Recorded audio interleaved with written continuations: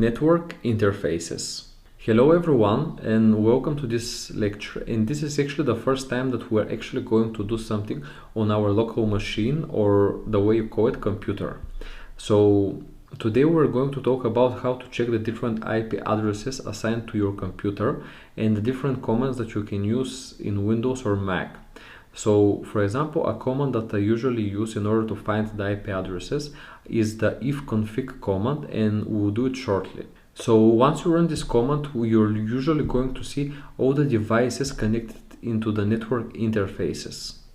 Also, we're going to have a look at the interfaces because basically every device has an interface called a loopback interface. And this interface actually doesn't connect anything outside the device, and only the specific device can communicate with it.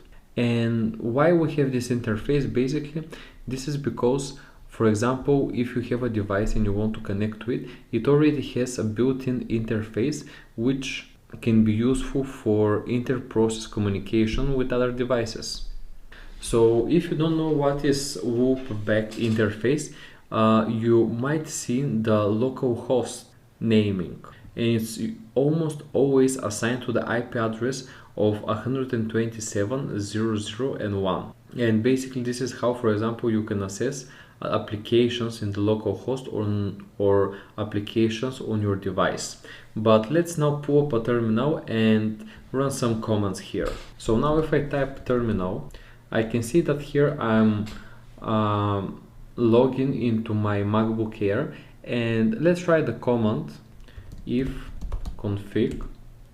And if I write this command, actually let me write it again, and okay, so if I write the command, you can see here different IP addresses or communications within my system. For example, let's take the first one.